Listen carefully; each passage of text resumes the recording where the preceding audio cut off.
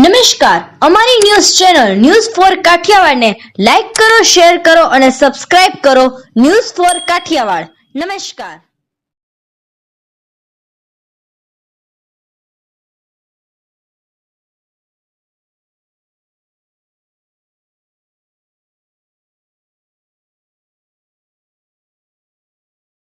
સૌરાષ્ટ્ર કચ્છ સમસ્ત બ્રહ્મ સમાજ મહાનગર અને જૂનાગઢ જિલ્લા દ્વારા કાશ્મીરમાં થયેલ આતંકી હુમલાના વિરોધમાં રેલીનું આયોજન થયું.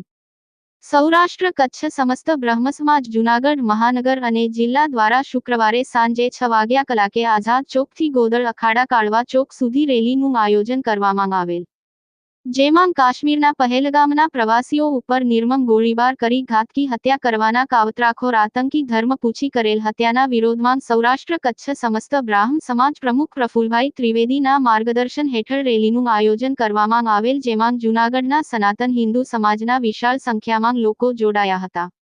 આ રેલીમાં સૌ ક.સ. બ્રહ્મ સમાજના પ્રમુખ પ્રફુલભાઈ ત્રિવેદી, કિરણભાઈ પુરોહિત મહામંત્રી, ઉપપ્રમુખ પ્રો.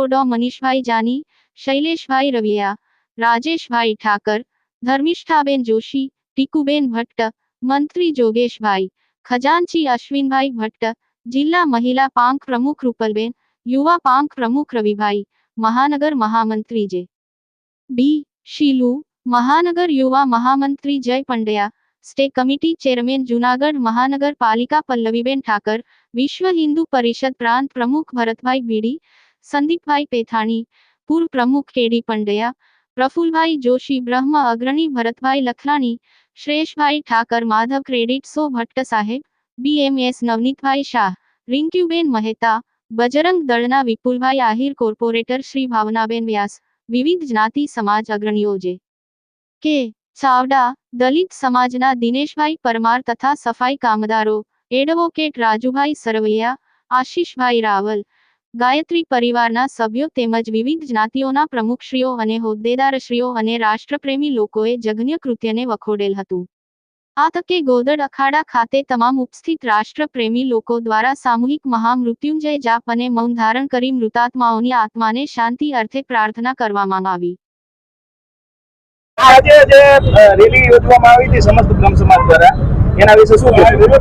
સમસ્ત બ્રહ્મ સમાજ જૂનાગઢ જિલ્લા અને મહાનગર દ્વારા આજે કાશ્મીરમાં જે પહેલગામમાં મૃતકો છે એના શ્રદ્ધાંજલિના માનમાં આજે મૌન રેલીનું આયોજન આઝાદ ચોકથી અહીંયા કાળવા ચોક સુધી કરવામાં આવ્યું હતું. ખૂબ દુઃખદ ઘટના કે જેને જોઈએ છીએ તો પણ આપણને દુઃખ થાય છે. 7 દિવસનું જેણે ખાલી જીવન ભોગવ્યું છે, લગ્ન જીવન, નાના નાના ભૂલકાઓ કે જેના સામે જ એના પિતાનું જ્યારે એક હત્યાર કરી નાખવામાં આવી છે, આ બધું જોઈ અને આપણને આટલું બધું દુઃખ થાય છે. તો જે લોકોની ઉપર વીતી છે એ લોકોને શું થતું હશે? આતંકવાદીઓએ બેફામ ગોળીમાર કરી અને નિર્દોષની જે હત્યા કરી છે એ અમારું આજે જે સૌરાષ્ટ્ર કચ્છ સમસ્ત બ્રહ્મ સમાજ જૂનાગઢ જિલ્લા અને મહાનગર આ સાખીને લીધું અને આજે અમે લોકોએ કાંઈ કર્યા વગર ખાલી મૌન રેલી કરી છે. ઈશ્વર પાસે 11 મૃત્યુંજયના શ્લોક કરી અને પ્રાર્થના કરી કે આ દિવંગતના આત્માને શાંતિ આપે અને એના પરિવારજનો ઉપર જે દુઃખ આવી પડ્યું છે એને સહન કરવાની શક્તિ આપે. આ દુઃખ સહન થાય એવું નથી. અમારા આ મહિલા મંડળ દ્વારા એક જ વડાપ્રધાનને અને સરકારને પ્રાર્થના છે કે આનું ખાસમાં ખાસ નોંધ લેવામાં આવે ને કડકમાં કડક પગલા લઈ અને આતંકવાદીઓને ઠાર કરવામાં આવે. બીજું તો કઈ ન કહીએ. ઈશ્વર ફરીથી આ દિવંગતોને આત્માને શાંતિ આપે. આગામી પરશુરામ જયંતિ કઈ રીતે ઉજવશો?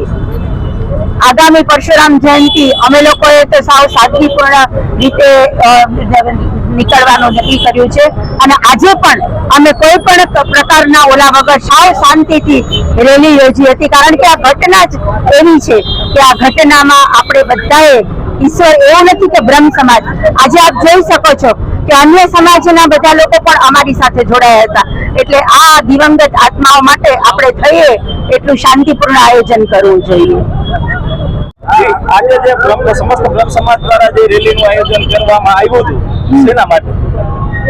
કાશ્મીરમાં પહેલગામ જે છે ત્યાં અંધાધૂંધ ગોળીબાર કરી નિર્દોષ હિન્દુ લોકો જે છે એ નિર્દોષ હિન્દુ લોકોનો જે નૃશંસ સંહાર કર્યો છે, જલિયાવાલા બાગ જેવો એક આ સંહાર છે.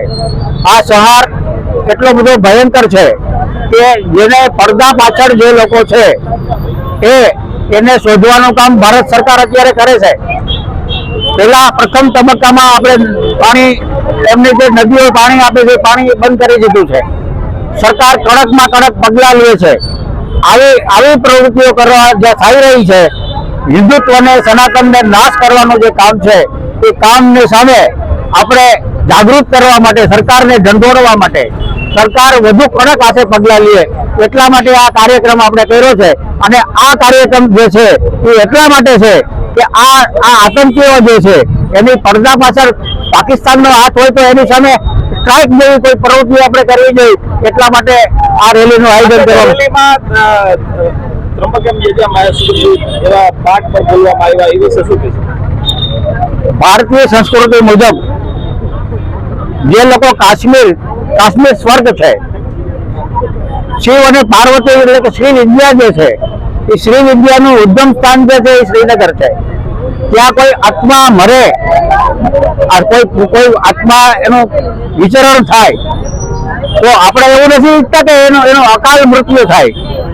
આ અકાલ મૃત્યુઓ જે થયા છે એ ભલે અકાલ થયા હોય પણ એ તો એનો સ્વર્ગે વિચરણ થયું છે, પણ એના વિચરણમાં ક્યાંય રસ્તામાં કોઈ તકલીફ ન પડે એટલે મહામૃત્યુંજય મહાકાલનો આ મંત્ર જે છે એ એના આત્માને જે શાંતિ આપે, યથા યોગ્ય એને જન્મનો, જ્યાં એને જન્મવાનું હોય એને યોગ્ય સ્થાન આપે. એટલા માટે આ રેલી દરમિયાન આપણે આ મંત્રોચ્ચાર કરી એના આત્માને શાંતિ મળે એટલે મહિલા મંડળ સહિત વિશ્વ હિન્દુ પરિષદ, બજરંગ દળ અને જુનાગઢ શહેરની અન્ય સંસ્થાઓ જે છે એને સાથે રાખી અને 2 મિનિટ આપણે મૌન પાળ્યું છે. આ મૂળ કારણ જે છે એ ભારતીય સંસ્કૃતિમાં મૃત્યુ પાછળ આટલી ક્રિયાઓ જરૂરી છે, એ ક્રિયાઓ આપણે કરીએ તો એમને મોક્ષ મળે. એટલા માટે આ રેલી દરમિયાન મહામૃત્યુંજયનો મંત્ર આપણે લગાડ્યો છે.